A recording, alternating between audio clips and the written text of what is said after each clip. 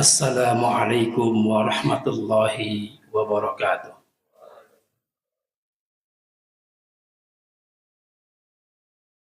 Allahu Akbar, Allahu Akbar, Allahu Akbar, Allahu Akbar, Allahu Akbar, Allahu Akbar, Allahu Akbar, Allahu Akbar, Allahu Akbar, walillahil hamd. Allahu Akbar kabira, walhamdulillahi katsira, wa subhanallahi bukratan wa asila. Alhamdulillah, alhamdulillahilladzi basatana bisatil insani wal muhabbah wa qabila amalu hujjaj baina fulanin ma'atil ahibbah. Ahmaduhu jalla man yuhmad wa yushkar, wa ashhadu an la ilaha illallah adilla man jahada wa kafar, wa ashhadu anna sayyidana wa maulana Muhammadan abduhu wa rasuluh khairu ma hajja wa atamaru.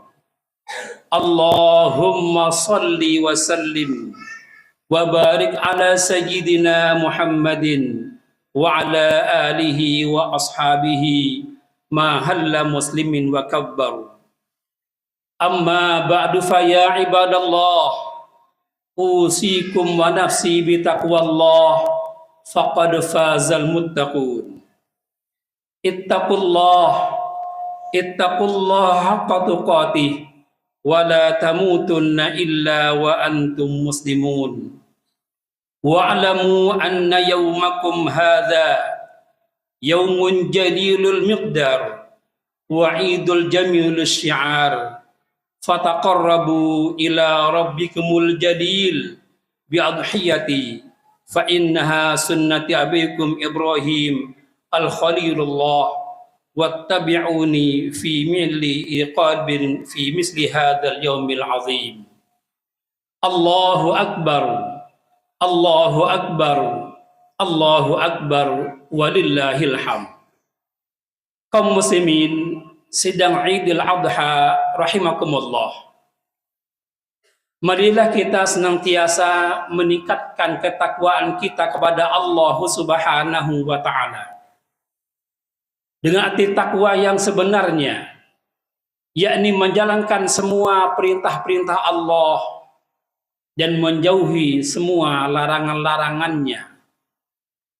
Dan takwa yang akan menghantarkan diri kita bersama agar makin hari kita makin sadar bahwa sesungguhnya kehidupan umat manusia di muka bumi ini adalah kehidupan yang sangat terbatas dan pasti akan berakhir.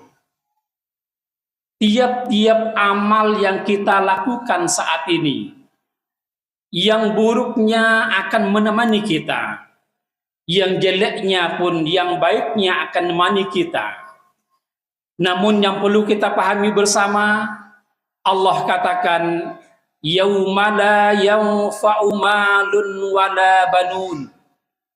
Pada hari itu, di hari akhirat nanti, tidaklah berguna harta dan benda, tidak juga berguna pangkat dan jabatan, wala banun, begitu juga pula anak dan keturunan, illa man atallah, kecuali mereka yang kembali menghadap Allah biqalbin salim, dengan hati yang pasrah hanya kepada Allah semata. Semoga seluruh jemaah yang hadir hari ini termasuk hamba-hamba yang selamat dunia, bahagia kelak di akhirat. Allahu akbar, Allahu akbar, walillahil hamd. berangkatkan salam. Kita haturkan baginda Nabi Muhammad sallallahu alaihi wasallam. Yang ucapan Allahumma salli ala sayyidina Muhammad wa ala ali sayyidina Muhammad. Nabi sabdakan, barang siapa yang baca salawat kepadaku 1 kali, maka Allah akan balas salawatnya menjadi 10 kali. Dan barang siapa yang baca salawat untukku 10 kali, maka Allah akan balas salawatnya menjadi 100 kali. Allahumma salli ala sayyidina Muhammad wa ala ali sayyidina Muhammad. Kaum muslimin rahimakumullah, hari ini kita berada tepatnya pada tanggal 10 Zulhijjah, di mana kaum muslimin memiliki 2 kepentingan penting dalam kehidupan ini. Yang pertama, bagi kaum muslimin yang ada kemampuan, maka ia diseru untuk menaikkan ibadah haji. Nabi Ibrahim alaihi salam diutus oleh Allah untuk membina Ka'bah, di mana Ka'bah pada saat itu sudah Allah bina jauh sebelum bumi ini ada. Kemudian diperbarui oleh Adam alaihi salam. Di zaman Nabi Allah Nuh alaihi salam, Ka'bah terendam, masih pondasi aslinya. Diperbaharui oleh kedua hamba Allah, yakni Nabi Ibrahim bersama putra tercinta Ismail alaihi salam. Begitu sudah jadi, Nabi Ibrahim bertanya, "Ya Allah, aku laporkan kepadamu, sungguh Ka'bah baitmu, Baitullah sudah kubina bersama putraku Ismail alaihi salam. Lalu tugas apa yang akan aku berikan lagi kepadaku?" Kaum muslimin, Allah katakan, "Ya Ibrahim, saat ini engkau harus menyeru seluruh manusia, orang-orang beriman, agar datang ke Baitullah ini, datang untuk haji dan umrah." Nabi Ibrahim mengatakan, "Ya Allah, suaraku kecil, lembut, tidak akan bisa didengar oleh seluruh umat manusia. Jangankan umat manusia lainnya, orang sekitarku pun enggak akan bisa mendengar suaraku karena kecil." Namun Allah katakan, "Ya Ibrahim, tugas kamu menyeru dan menyeru, memanggil dan memanggil. Nanti aku yang akan menyampaikan panggilanmu ke hati-hati mereka." Kaum muslimin, panggilan itu terasa di jiwa ini. Orang-orangnya punya kemampuan, pingin haji. Alhamdulillah Allah tunaikan. Ia bisa tunaikan haji tahun ini. Yang belum mampu ingin haji, hatinya terpanggil. Mungkin hartanya belum cukup, semua belum cukup, tapi yakinlah hati kita pasti terpanggil untuk menunaikan ibadah haji dengan harapan haji yang mabrur. Kaum muslimin rahimakumullah, salah satu pesan Allah bagi para haji, di mana Allah katakan, "Faman farada fihinnal hajj fala rafasa wala fusuq wala jidal." Apabila kalian telah menunaikan, telah memperdukan diri untuk haji, artinya berangkat haji, maka yang pertama Allah katakan, la rafasa, kamu tidak boleh berkata jorok, berkata-kata yang menyakitkan atau memojokkan orang lain. Satu pelajaran penting jemaah sekalian bagi calon haji, khususnya kita semua calon haji.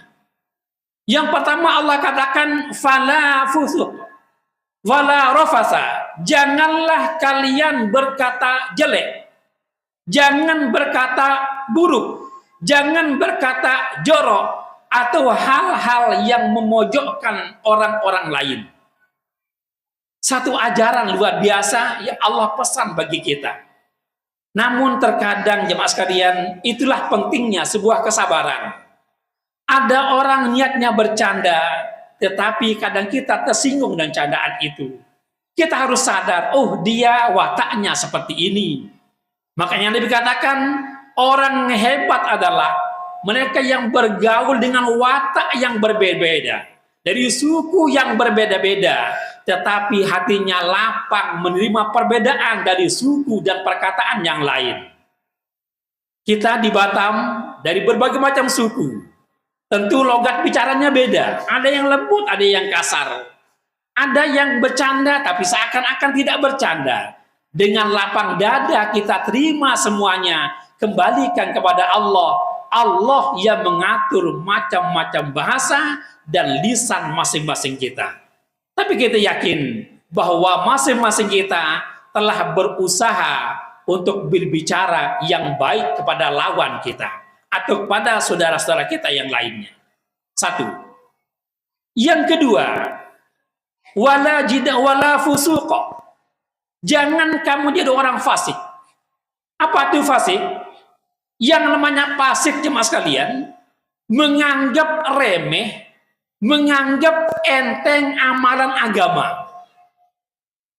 Ini kadang sering terjadi kepada kita. Kita sering menganggap, itu mudah-mudah saja. Ayo kita itu nggak penting. Kata nggak penting menunjukkan kefasikan kita. Ayo, setelah ini kita keluar saja, nggak usah dengar khotib. Ini fasik. Kenapa? Itu bagian dari dukun, bagian dari disunahkan dalam Aid. Maka oleh karenanya, kata fusuk dipesan oleh Allah, jangan kamu jadi orang fasik, menganggap remeh amalan agama, menganggap kecil. Padahal sekecil apapun amal kebaikan yang kita lakukan di dunia ini, nanti akan jadi penolong buat kita di akhirat. Coba kita lihat, kalau di akhirat ada orang yang dipanggil, kemudian dihisab, dilihat amal-amal yang fardu. Ternyata amalan fardunya nggak sempurna, sehingga membuat dia harus masuk dalam neraka. Namun Allah yang maha adil mengatakan, wahai malaikat, coba kamu lihat ada nggak amalan yang lain yang bisa dibuat. Begitu dibuat catatannya, ternyata dia pernah menolong orang lain, pernah buang kerikil dari jalan, pernah ia bersih-bersih gorong-gorong dengan karena Allah. Lain sebagainya amal kebaikan dia lakukan, dan amal sunnah lainnya lakukan. Maka Allah katakan, wa izzati wa jalali, demi kemuliaanku, sesungguhnya dia di dunia ia pernah berbuat kebaikan, maka dengan rahmatku aku tidak akan masukkan mereka ke dalam neraka, mereka dia akan masuk dalam surga. Oleh karena jangan ada di antara kita yang pernah memandang kecil amalan agama, sekecil apapun. Kalau kita nggak mampu, kata nggak mampu. Tapi jangan menghina perkara agama. Ini namanya fasik. Karena tidak ada yang bisa menjamin kita masuk surganya Allah kecuali rahmat Allah. Dan rahmat Allah bisa kita peroleh melalui amal-amal sunnah, amal-amal nawafil, dan amal-amal kebaikan lainnya di luar fardu. Dua. Yang ketiga, wala jidal. Jangan kamu suka berdebat. Jangan kamu suka berkelahi. Kamu cari ilmu untuk kamu amalkan, tapi bukan untuk menyalahkan dan memojokkan orang lain. Betapa saat ini jemaah sekalian, kita begitu mudahnya mengafirkan orang, begitu mudahnya membid'ahkan orang, begitu mudahnya kita sesatkan orang, tetapi kita tidak sadar atas kesesatan diri pada diri kita. Kita nggak menyadari kesalahan kita. Oleh karenanya, ini pesan penting dari Allah untuk kita semuanya. Yang pertama, jangan kamu suka berkata jorok, menyakitkan, dan lainnya. Yang kedua, jangan fusuk, meremehkan perkara agama sekecil apapun. Yang ketiga, jangan berkelahi. Pecahan. Allahu Akbar, Allahu Akbar, walillahil hamd. Kaum muslimin rahimakumullah, bagi kita yang tidak tunaikan ibadah haji yang ada di tanah air, punya kewajiban penting. Yang pertama, setidaknya kita harus mengenang 3 perkara. Yang pertama, kita harus sadar bahwa kita adalah umat terbaik. Kenapa kita umat terbaik? Karena kita adalah punya nabi terbaik. Dalam Al-Quran, Allah katakan, sesungguhnya engkau ya Muhammad, pimpinan seluruh nabi.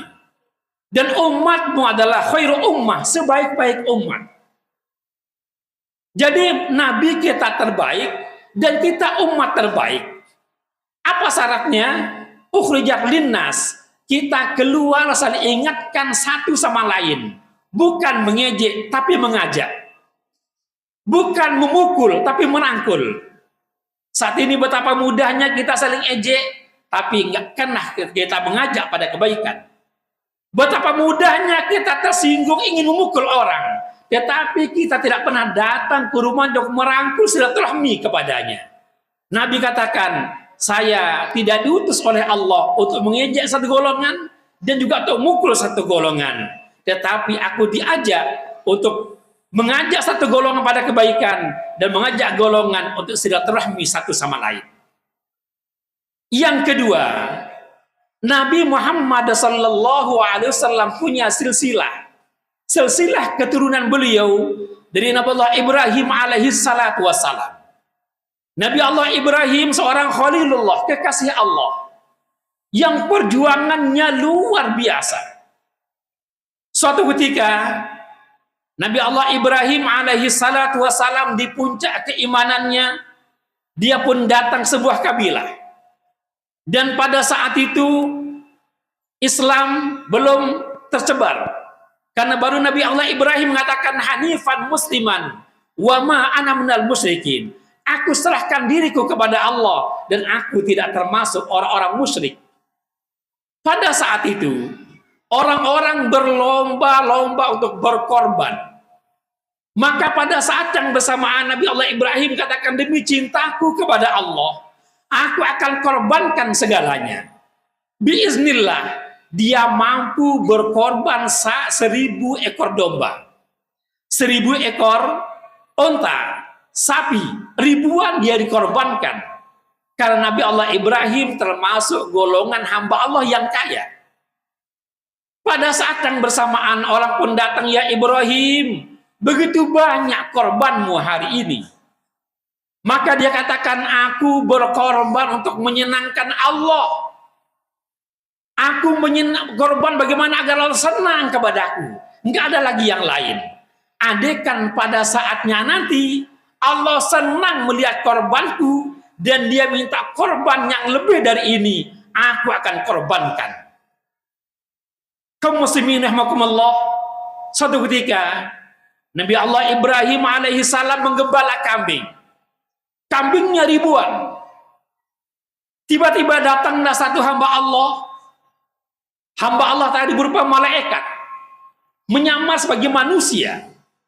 Di kejauhan sana ia mengatakan subhanallah.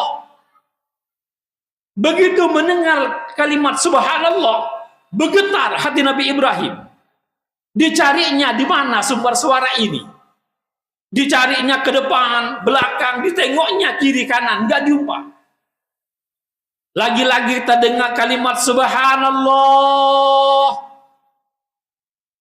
Nabi Ibrahim mencari lagi suara itu di mana.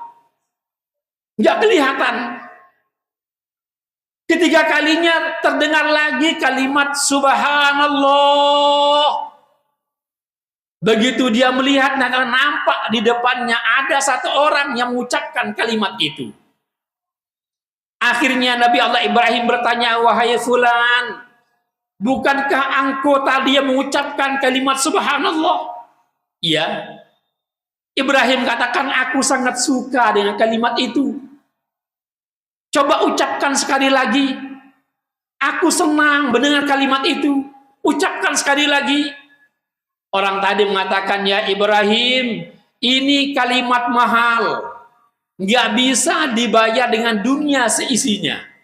Andaikan saja aku akan mengucapkannya, kamu akan membayarku pakai apa? Ibrahim mengatakan, aku akan membayar kamu dengan separuh domba yang saya miliki. Akhirnya orang tadi mengucapkan subhanallah. Akhirnya separuh dombanya diambil. Andaikan dombanya 10.000 saat itu, 5.000 untuk orang yang mengucapkan subhanallah itu. Nabi Ibrahim katakan, ucapkan lagi kalimat itu, aku sangat suka mendengarnya. Orang tadi mengatakan, ya Ibrahim, kalimat ini mahal. Sekarang separuh dombamu sudah kumiliki. Sekarang bayar pakai apa lagi? Maka ia mengatakan, aku akan membayarnya dengan yang separuhnya lagi. Akhirnya orang tadi mengucapkan subhanallah. Maka seluruh dombanya sudah habis jadi milik orang mengucapkan kalimat itu. Setelah itu Nabi Ibrahim katakan, ucapkan lagi kalimat itu, aku sangat suka mendengarnya. Orang tadi mengatakan, bagaimana aku akan mengucapkan kalimat ini sementara domba-domba semua sudah habis kau berikan kepadaku. Maka ia katakan, Nabi Ibrahim mengatakan, aku siap menjadi hambamu, siap menjadi budakmu, asalkan kamu ucapkan kalimat itu sekali lagi. Akhirnya orang tadi mengucapkan subhanallah, maka Nabi Ibrahim menjadi penggembala yang milik orang yang mengucapkan subhanallah itu. Ini ketinggian kalimat Allah. Oleh karena jangan pernah memandang remeh kalimat Allah. Kalimat subhanallah yang kita ucapkan akan kekal sampai di akhirat. Sementara kekayaan dan jabatannya ada saat ini hanya terbatas dan nggak bisa membela kita di akhirat kalau kita sia-siakan di dunia ini. Allahu Akbar, Allahu Akbar, walillahil hamd. Kaum muslimin rahimakumullah. Nabi Allah Ibrahim alaihissalam berkorban bukan hanya berbentuk domba dan lain sebagainya, tapi dia korbankan keluarganya. Ia korbankan anaknya demi menyenangkan Allah. Saat ini kita tanya hati kita masing-masing, apa yang sudah saya buat untuk menyenangkan Allah? Apa yang sudah saya lakukan supaya Allah senang kepada aku? Karena target hidup ini jemaah sekalian hanya dua saja. Hidup ini keperluan, tapi sadarlah kita punya tujuan. Hidup kita di dunia ini kita perlu makan, perlu minum, perlu rumah, perlu kendaraan, perlu uang. Tetapi ingat jemaah sekalian, kita punya tujuan.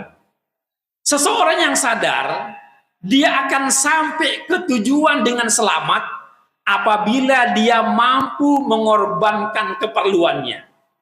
Saya butuh uang, tapi ingat, kita akan sampai ke sana dengan tujuan korbankan tuh uangnya. Beli 1 ekor domba, harga 3 juta. Yang 3 juta ini akan menghantarkan kita pada tujuan yang asli di akhirat. Saya perlu uang. Kalau kita habiskan begitu saja, aku mau nabung untuk haji lah. Hanya dia nabung untuk haji. Sampai dia mati nggak bisa berangkat haji. Akhirnya hajinya dibadalkan. Tetap Allah ganti hajinya di akhirat nanti. Karena kesungguhannya, pertanyaannya, apa yang sudah kita korbankan untuk menyenangkan Allah Subhanahu wa Ta'ala? Nabi berjanji, satu orang yang berkorban, begitu saja dia keluar dari rumahnya bawa uang untuk dia pergi membeli hewan, maka langkah pertama sama dengan subhanallah, langkah kedua sama dengan zikir dan seterusnya. Begitu dia sampai di kandang untuk menawar hewan korban, tiap lafal kalimat tawar menawar itu akan sama dengan zikrullah. Begitu dia terima tali onta, tali sapi atau kambing, serah terima, maka pada saat itu seakan-akan ia serah terima kunci surga dari Allah. Begitu saja kambingnya sampai dirobohkan ia, maka 7 lapis bumi ke bawah jadi saksi atas pengorbanan orang ini. Tiap-tiap darah yang menetes ke bumi akan mendoakan supaya orang ini selamat akhiratnya, selamat dan tidak terpeleset kakinya di atas sirat, dan tidak akan terbakar neraka, masuk dalam surga. Kemudian tiap-tiap bulu yang ada penghapus bagi semua noda dan dosa. Allahu Akbar, Allahu Akbar, walillahil hamd. Kaum muslimin, Nabi pernah berkorban. Beliau korban 2 ekor domba. Ia katakan, ya Allah, hadza min Muhammad. Ya Allah, ini korban dari Muhammad. Li ahli Muhammad, untuk keluarga Muhammad. Maka yang pertama Nabi sembelih, dia katakan, ya Allah, ini korban dari Muhammad untuk keluarga Muhammad. Kemudian yang kedua dirobohkan lagi, ya Allah, hadza min Muhammad. Ya Allah, ini korban dari Muhammad li ummati Muhammad, untuk umat Muhammad. Nabi telah korban untuk keluarganya, tapi Nabi tidak melupakan kita selaku umatnya.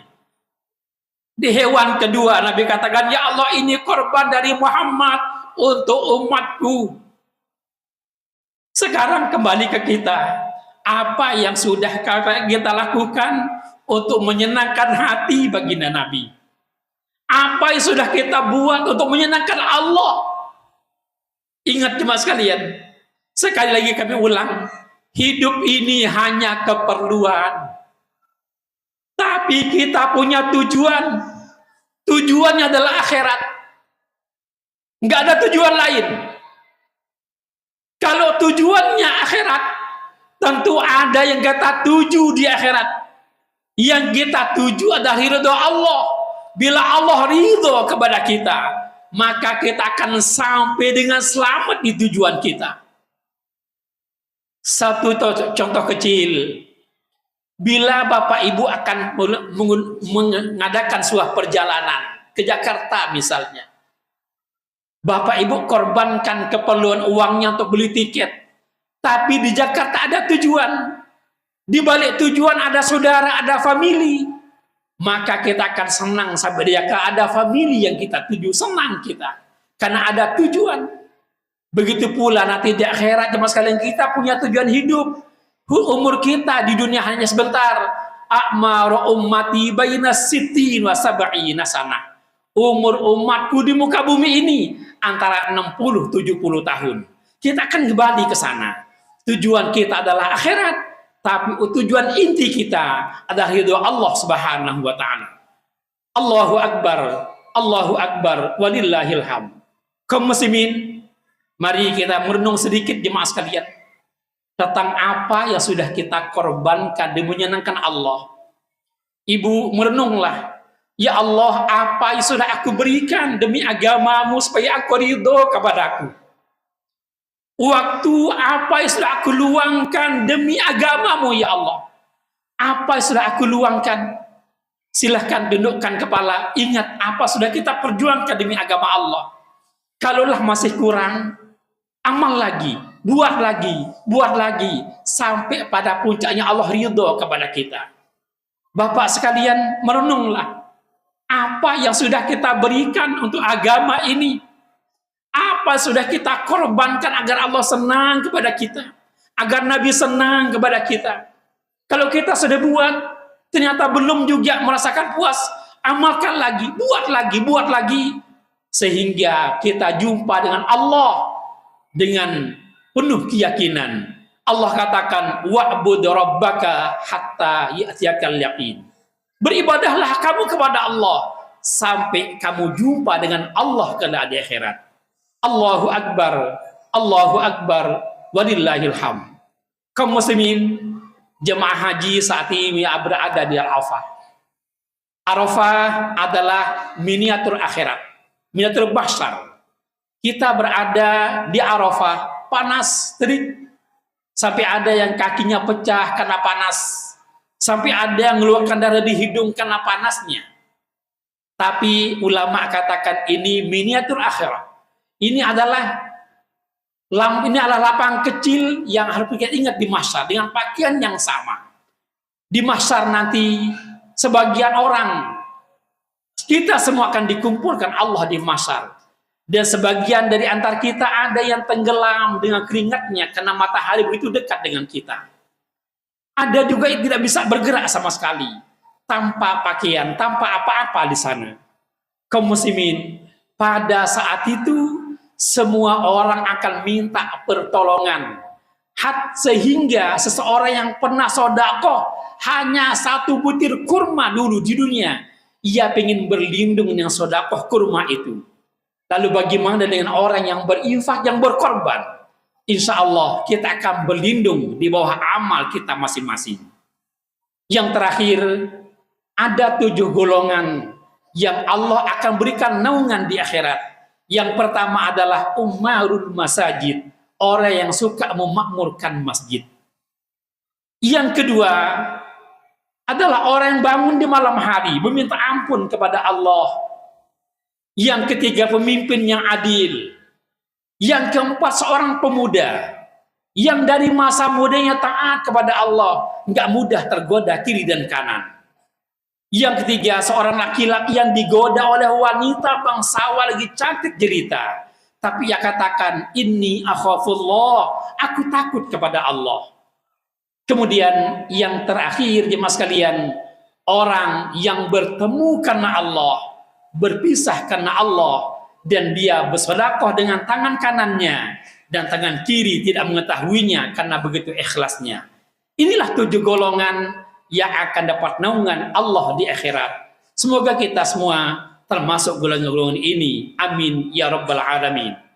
Kaum muslimin, mari kita sedikit berenung jemaah sekalian atas amal-amal yang sudah kita lakukan, dan nanti di akhirat kedua kita sama-sama berdoa kepada Allah Subhanahu wa taala dengan harapan doa-doa kita nanti akan Allah kabulkan. Ja'alallahu wa iyyakum minal faizin al-aminin wa adkhalana wa iyyakum fi zumratis salihin. A'udzu billahi minasyaitonir rajim. Bismillahirrahmanirrahim. Inna a'tainakal kautsar fasholli li rabbika wanhar. Inna syani'aka huwal abtar. Wa qur rabbi ighfir warham wa anta khairur rahimin. Allahumma salli wa sallim ala sayyidina Muhammad wa ala ali sayyidina Muhammad wa radiyallahu tabaraka wa ta'ala an kulli sahabati rasulillahi ajma'in.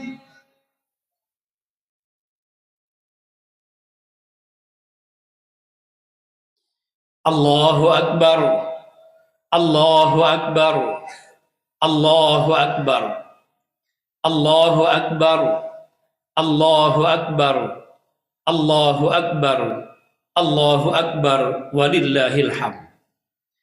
Alhamdulillah. Alhamdulillah nahmaduhu wa nasta'inuhu wa nastaghfiruh. Wa na'udzu billahi min syururi anfusina wa min sayyiati a'malina.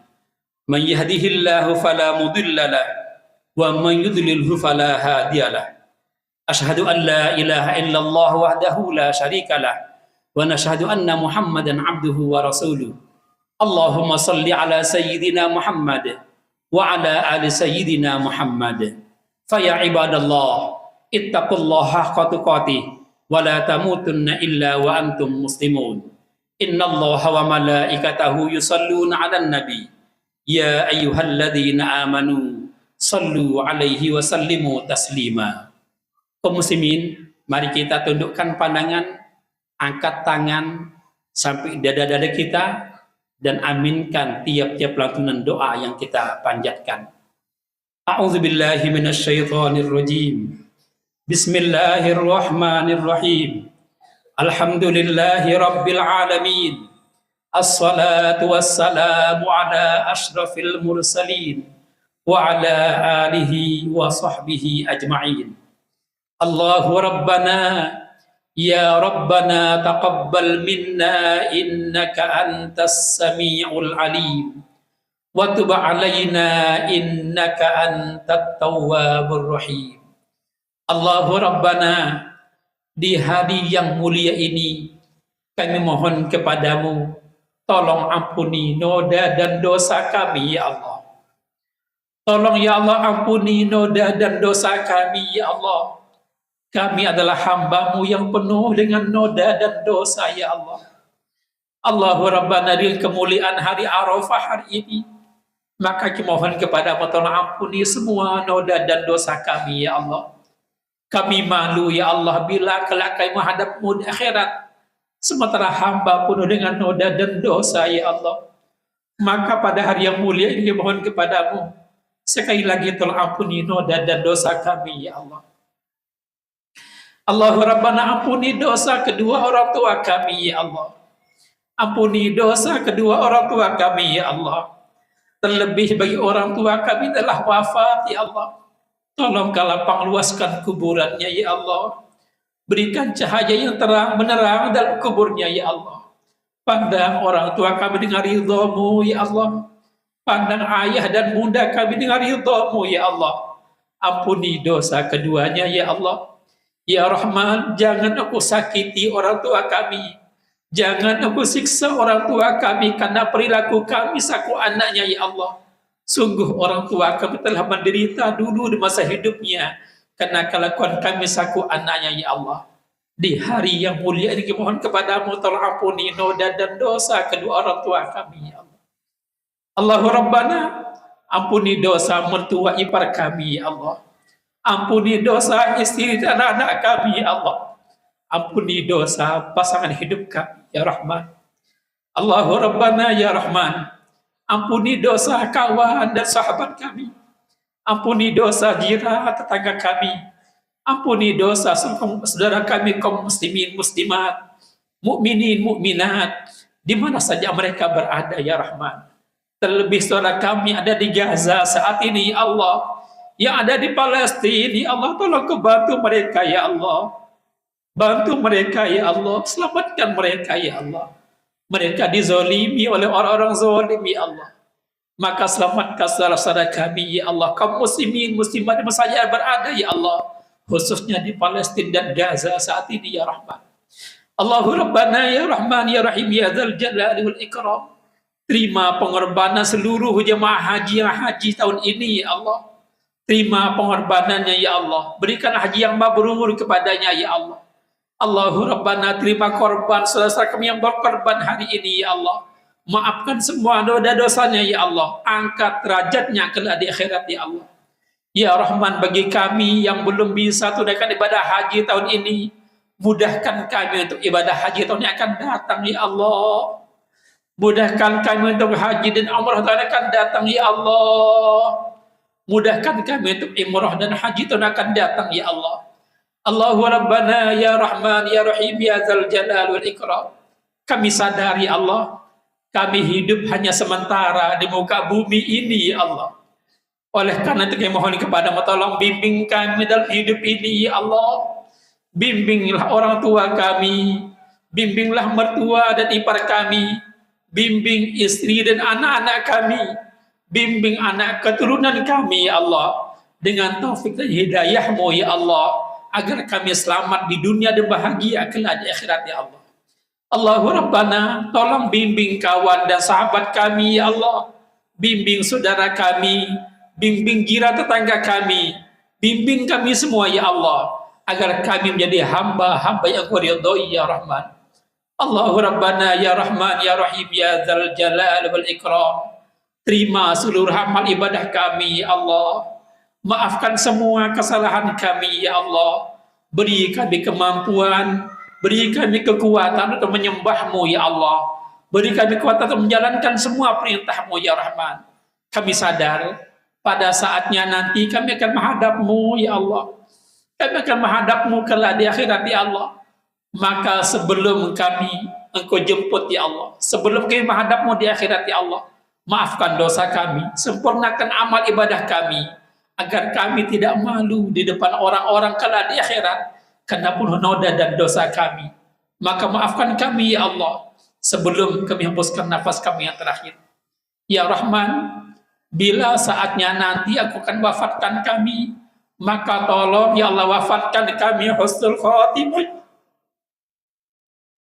Wafatkan kami husnul khatimah ya Allah. wafatkan kami husnul khatimah ya Rahim. Ya Rahman, bila kelak Engkau akan kumpulkan kami di mahsyar, tolong kumpulkan kami bersama hamba-hamba yang taat kepadamu, bersama hamba yang soleh ya Allah, bersama hamba yang kuridhoi ya Allah. Ya Rahman, di saat umat menjadi nabi-nabi mereka, tolong mudahkan kami untuk jumpa dengan Rasulullah di mahsyar nanti ya Allah. Rabbana taqabbal minna innaka antas samiul alim wa tub alaina innaka antat tawwabur rahim.